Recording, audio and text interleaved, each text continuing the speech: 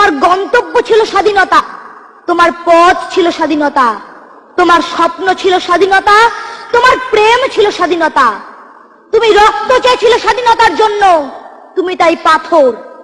যারা স্বাধীনতার আড়ালে চেয়েছিল গদি, চেয়েছিল সিংহাসন, ইংরেজদের ছেড়ে যাওয়া লুটের রাজ্যপাট, তারা রইল সুখে।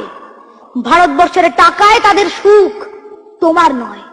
ভারতবর্ষের অফিসে আদালতে তাদের ছবি, তোমার নয়। ভারতবর্ষের সংবিধানে তাদের সই সাবুত, তোমার নয়। ইংরেজ গরিব মানুষকে পায়ের নিচে রাখত, আমরা বড় লোকদের মাথায় করে রেখেছি। স্মাগলার কিংবা ডাকাতকে জোর হাতে সভাপতির আসনে আহ্বান করেছি। ইংরেজ এদেশের ধনসম্পত্তি লুট করত, আমরা দেশটাকে বেচে দিচ্ছি। ইংরেজ দিয়েছে চাবুক, লাঠি, গুলি, আমরা দিয়েছি মাস্তান, মাফিয়া, নেতা আর বুলি। ইংরেজ দিয়েছে কালাপানি, সেলুলার জেল, আমরা দিয়েছি টিভিতে সুপারহিট মোকাবিলা আর আইনসভায় আয়রাম গয়রামের খেল। 56 বছর আগের এক মধ্যরাত্রে পরাধীন এই দেশ ছেড়ে তুমি চলে গিয়েছিলে। স্বাধীন এক স্বদেশে ফিরে আসার স্বপ্ন নিয়ে তুমি ফিরে আসনি।